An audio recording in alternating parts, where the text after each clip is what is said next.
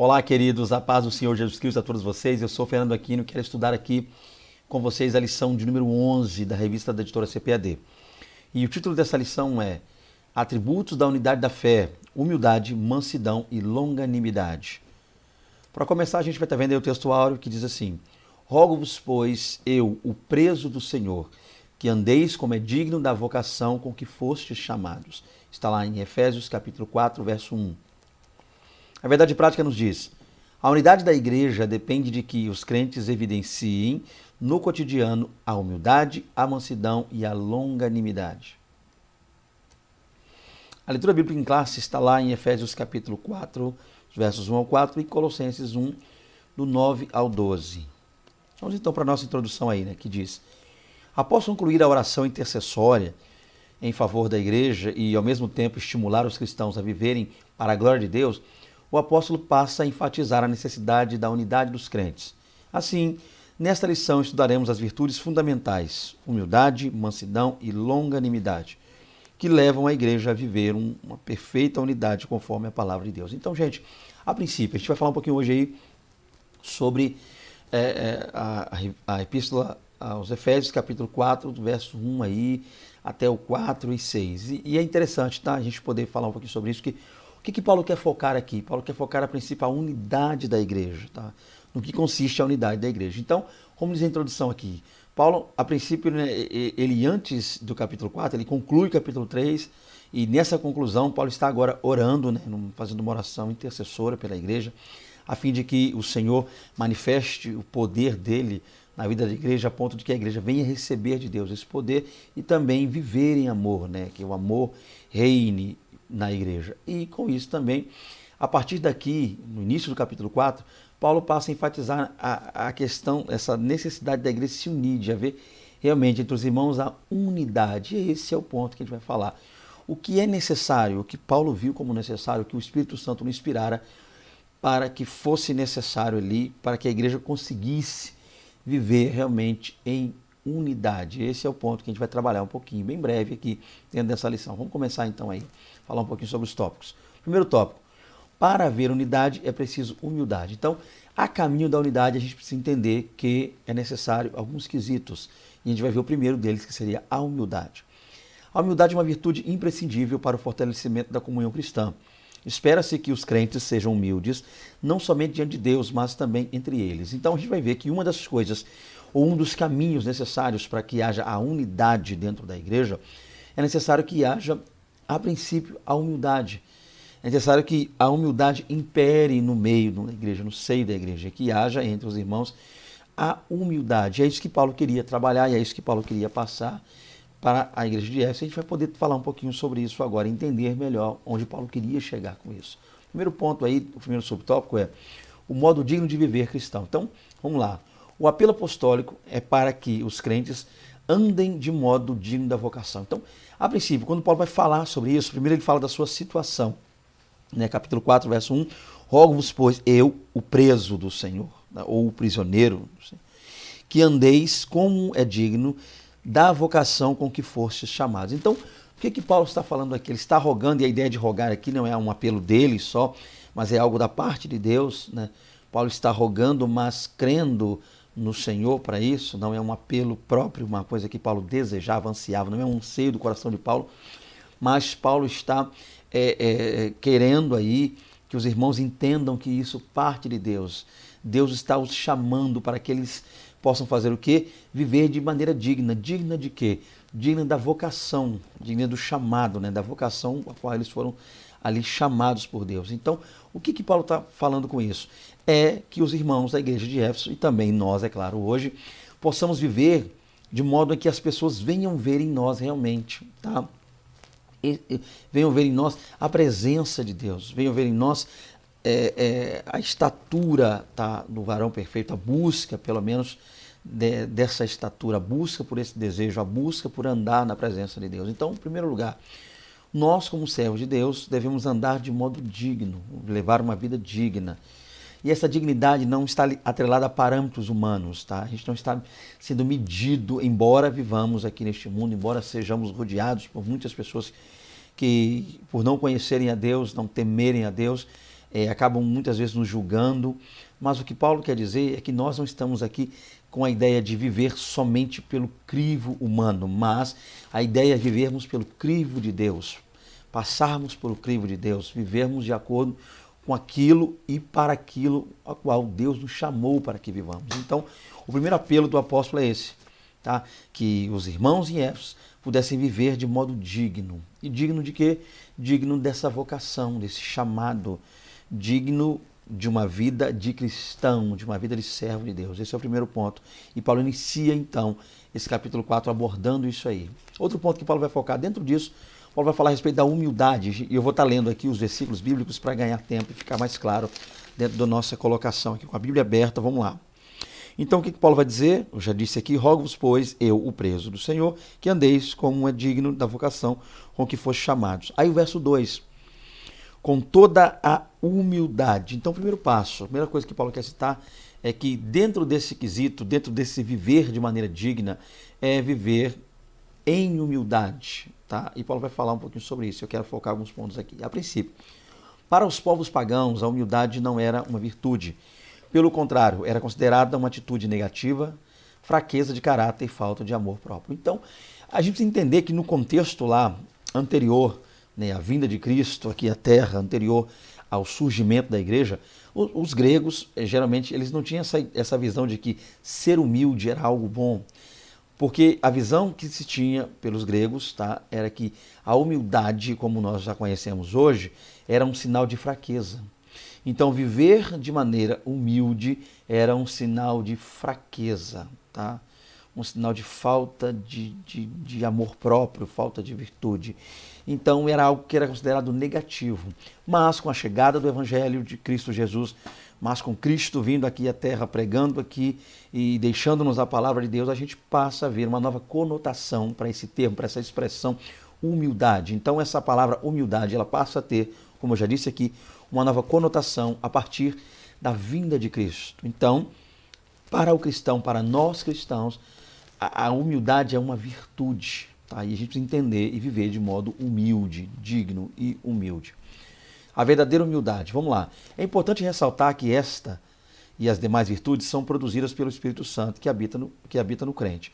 Não há quem possa desenvolver tal conduta sem que o Espírito Santo o transforme. Então, a gente precisa entender uma coisa, humildade aqui não é um estilo de vida que eu adoto ou algo que eu tento transparecer para as demais pessoas. A humildade é algo que, a princípio, vem de dentro e é algo que me é dado e trabalhado em mim, ou seja, em nós, pelo Espírito Santo de Deus, tá? Então, a humildade aqui, nesse sentido, não é muitas vezes tentar viver sem, com parcos recursos, tentar ser aquela pessoa, às vezes, eu sou o menorzinho, eu sou o mais sofredor. Não, não é a humildade que Paulo está focando, não é aquilo que a pessoa atribui a si mesmo, mas a humildade aqui é um sentimento dado a nós, tá, desenvolvido em nós pelo Espírito Santo, que nos faz sempre querer buscar mais no que tange a Deus, mas glorificando a Deus, dando sempre glória a Deus, reconhecendo sempre a majestade, o senhorio de Deus, jamais querer buscar a chamada vanglória, né? A glória vã para nós. Então, humildade aqui, a verdadeira humildade, ela nos é dada, tá, e produzida em nós pelo Espírito Santo. E nós jamais, com nossos atributos humanos, pensamentos humanos, anseios e desejos humanos, poderíamos ter e viver essa chamada humildade. O que a gente vê muitas vezes é uma casca que algumas pessoas tentam mostrar e transparecer, tentando fazer-nos pensar que são humildes, que estão vivendo humildade, quando na verdade é uma falácia, uma mentira. Então a humildade aqui, a verdadeira humildade aqui que Paulo está dizendo, é aquela que a nós é dada pelo Espírito Santo de Deus. Outro ponto aqui, o segundo tópico. Para haver unidade é preciso mansidão. Então o primeiro tópico a gente viu que para que se haja essa unidade, tão falada aí por Paulo, desejada, ansiada, e também, é claro, por Deus, pelo Espírito Santo de Deus, primeiro é necessário que se haja humildade. Uma vez havendo a humildade, também é necessário que haja outra qualidade, outra virtude, e essa virtude aí, a segunda, seria a mansidão. Falaremos, pois, dela a partir de agora. A virtude da mansidão produz crentes capacitados a bem gerir os conflitos, promovendo paz e conciliação na igreja local. Então, olha que coisa interessante. Então, nós vamos falar um pouquinho sobre mansidão, outra virtude que nos é necessária a fim de que vivamos de modo digno do nosso chamado, da nossa vocação, daquilo para o qual Deus nos chamou a viver e a fazer. É também necessário que haja a mansidão. Falaremos, pois, sobre ela agora. Vamos lá. Primeiro ponto aqui, primeiro subtópico. Mansidão, um fruto do Espírito. O termo indica moderação nas ações, bom trato para com o semelhante e ausência de precipitação. Então, o que seria, a princípio, mansidão no que tange à Bíblia? Então, a mansidão, ela quer falar sobre isso aí. Alguém que é moderado, alguém que pondera, alguém que é tardio em incirar, alguém que muitas vezes prefere ver o bem de outrem ao seu próprio bem, alguém que se doa, alguém que se entrega. Essa é a ideia de mansidão, a princípio, aí dentro da Bíblia. E é, claro, um fruto do Espírito. Outro ponto, grandes exemplos de mansidão, Moisés e Jesus Cristo. A reputação de Moisés se deu em virtude de o mesmo não revidar, nem guardar rancor quando foi atacado pessoalmente. Números 12, verso 1 e 2. Nessa mesma perspectiva, Jesus Cristo manteve o autocontrole enquanto era justamente caluniado. Então, o primeiro caso aqui, há muitos exemplos de mansidão na Bíblia, a gente vai focar dois, segunda lição. O primeiro é o exemplo de Moisés. Moisés, por diversas vezes foi criticado, mas uma vez é algo bem interessante aí. Foi quando Moisés fora, a princípio, atacado, criticado pelos seus próprios irmãos biológicos, Arão e Miriam. Houve ali uma sedição por parte deles, eles se levantaram, se revoltaram contra Moisés. E qual foi a reação de Moisés naquele momento? Moisés não guardou mágoa, não guardou rancor deles, e isso fazia de Moisés um homem tremendamente manso. Outro exemplo que nós vemos aqui, nessa mesma perspectiva, Jesus Cristo. Ele manteve o autocontrole, ele não cirou, ele perdoou os seus algozes. O maior exemplo que nós temos, é claro, o exemplo de Jesus Cristo. Veio ao mundo, sofreu aqui por nós, e em momento nenhum ele se voltou contra aqueles que estavam ali insurgindo-se contra ele. Olha que coisa interessante, mostrando-nos a mansidão. Lembrando que mansidão, gente, a ideia de mansidão bíblica quer dizer o seguinte, é uma pessoa que ela sabe o momento certo de agir. Não quer dizer, muitas vezes as pessoas têm mansidão como aquela pessoa que é calma demais, que não age, que não faz nada. Muitas vezes é aquela pessoa que deixa que as coisas vão acontecendo e ela vai protelando e não nada. Não é, a ideia de mansidão não é essa, né? Alguém parado, desculpa a expressão, sonso ali, não. A ideia de mansidão quer dizer alguém que sabe a hora certa de agir e age também sabendo, pois, a hora certa, de maneira certa também. Não excede o limite, é tardio em se irar, é alguém que nem sempre busca o seu próprio prazer, mas alguém que às vezes prefere que outrem, né, consiga realizar. Então essa seria uma ideia de mansidão. E esses dois exemplos que nós acabamos de ver aí, o exemplo de Moisés e o exemplo de Jesus Cristo, o nosso Senhor. Vamos lá então, outro exemplo aqui, ou outro subtópico. A verdadeira mansidão. Então, qual é a verdadeira mansidão? Pessoas com essa virtude são disciplinadas e capacitadas a perseverar na perseguição, não revidam aos maus tratos sofridos, não se apressam a emitir juízo, não cedem às provocações, nem dão espaço para ressentimentos. A gente viu aqui, já falou um pouquinho sobre isso no slide passado. Então, há alguns exemplos aqui dessa verdadeira mansidão. Tá? O que é realmente mansidão? Mansidão é, como a gente acaba de ver aqui, quando a pessoa, né, naquele momento ali, é uma pessoa disciplinada, uma pessoa, e ela tem a capacidade de perseverar, ainda que esteja sendo perseguida, ainda que as coisas lhe sejam adversas, lhe sejam contrárias, essa pessoa, ela é disciplinada, tá? Ela está capacitada a continuar, a perseverar, ainda que tudo lhe seja contrário, ela não desiste fácil, tá? Mesmo que ela seja maltratada, ela não revida, tá? E quando uma situação que ainda está se desenrolando, está acontecendo, ela não se apressa a ir lá emitir juízo contra um ou outro, ela espera o momento certo, ela analisa, ela pondera. Outra coisa também, ela não cede às provocações, tá? Quando as pessoas estão lhe provocando ali, ela finge que não é com ela não cede, ela não revida, ela não parte para cima, ela guarda aquilo. E quando algo de ruim lhe acontece, essa pessoa sabe perdoar, tá? Ela não guarda ressentimento. São exemplos aí da verdadeira mansidão. A mansidão pressupõe conciliação. O comportamento conciliador é a demonstração prática da conduta que de quem possui mansidão por meio de uma postura equilibrada diante das circunstâncias adversas. Outra coisa interessante também, a pessoa mansa geralmente ela é um conciliador, um apaziguador. A pessoa mansa, ela sabe ali o momento certo, tá aí e a conduta dela, a maneira como que ela demonstra, muitas vezes dentro da sua conduta, os gestos, as atitudes que ela toma ali mediante a conflitos, geralmente são atitudes que acabam indo para o lado da conciliação, tá? De que não se esticar, não se estender, não levar adiante o problema, tá? Ainda que seja difícil para ela, ainda que seja algo adverso e contrário, essa pessoa ela consegue conciliar as coisas, tá? Ela entende a maneira certa e a forma de agir. Ela sabe lidar com as situações difíceis. Isso é um fato interessante, tá? Na vida de uma pessoa mansa. Continuando aqui, terceiro tópico. Para haver unidade é preciso longanimidade para o exercício do perdão. Outro ponto. Então nós vimos lá, primeiro tópico, humildade. Segundo tópico, mansidão. Olha aí coisas que são necessárias, tá? Atributos necessários para que haja a plena unidade no seio da igreja. E agora nós veremos o terceiro aí, que é a longanimidade. Vamos ver isso aqui. A virtude da longanimidade capacita o crente a ser tolerante com os erros alheios e assim liberar o perdão aos ofensores. Olha que coisa tremenda, nós vamos falar já já aqui agora. Vamos lá. Longanimidade, um fruto do Espírito. Em termos gerais, essa virtude significa o quê? Tolerar pacientemente a má conduta dos outros. Então, essa ideia de longanimidade quer dizer o quê? Tolerar. O que é tolerar aqui? Tolerar aqui é suportar. E a ideia de suportar aponta o quê? Para aguentar, para ajudar, para dar um suporte a alguém. Isso não quer dizer que tudo que a pessoa vai fazer, a pessoa vai descarregar um monte de coisa. Né? A gente vai ficar parado ali, ouvindo tudo aquilo, aguentando tudo aquilo, engolindo aquilo. A ideia básica é entender que é uma pessoa que ela dá suporte. É uma pessoa que se põe ali junto a outra, mas usando ali de força, entre aspas, né? Para suportar, para aguentar, para ajudar a pessoa a passar por uma dificuldade. Isso é ser alguém longânimo.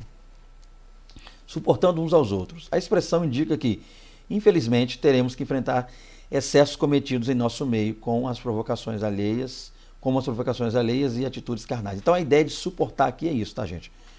Quer dizer que, às vezes, quando a gente vai ter que passar por certas dificuldades e para evitar que isso se expanda, para evitar que haja problema, a gente muitas vezes vai ter que fingir que nada aconteceu e deixar o negócio passar a fim de que Deus ele nos dê a oportunidade certa para a gente poder resolver isso. Isso não torna um problema maior, não venha se agravar.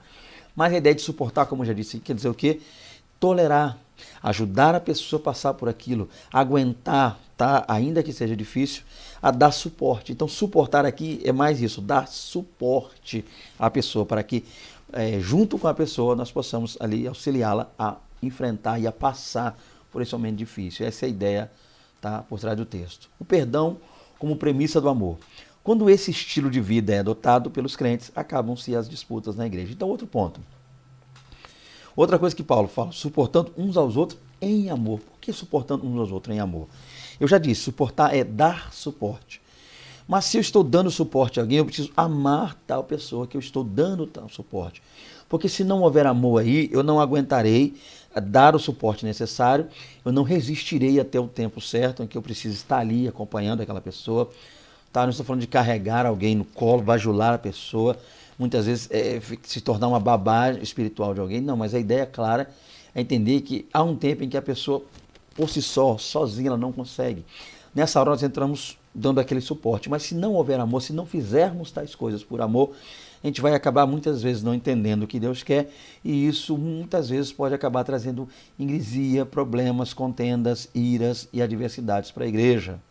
Tá? E é o caso da disputa. Às vezes as pessoas, por não suportarem as outras, acabam meio que rolando aquela disputa, aquela batalha ferrenha. Mas quando a gente ama, quem ama não dá espaço para que haja disputa. Quem ama simplesmente é usado por Deus a fim de auxiliar, a fim de ajudar o seu irmão. Conclusão. Vimos o convite de Paulo aos crentes para viver um viver digno de uma perfeita unidade. Para garanti-la, mostramos que algumas virtudes são essenciais. A gente viu aí a humildade, né? A fim de que haja unidade é necessário ter humildade, ou ser humilde.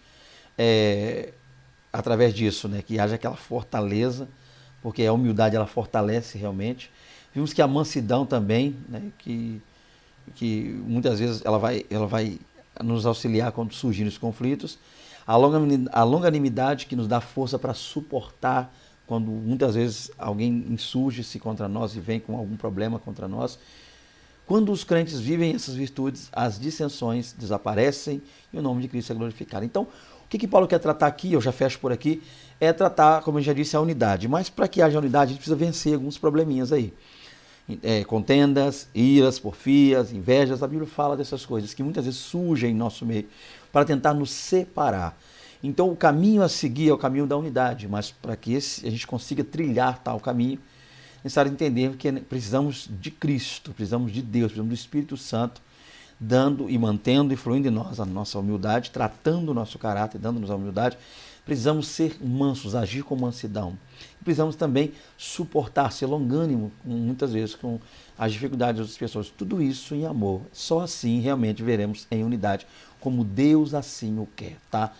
Que Cristo, Senhor, Jesus Cristo, nosso Todo-Poderoso, lhes abençoe, que vocês tenham aí de Deus uma ótima aula, que Deus em Cristo Jesus venha falar melhor aí aos corações de vocês, né? Estamos aqui fazendo um breve resumo, né? A semana foi muito corrida, não tivemos aquele tempo hábil para sentarmos aqui e trabalhar melhor esse vídeo, mas eu creio que o Espírito Santo falará ainda melhor ao coração de vocês, tá? Que Deus os abençoe e até a próxima aula. Um grande prazer, tá? Fiquem com Deus, a paz do Senhor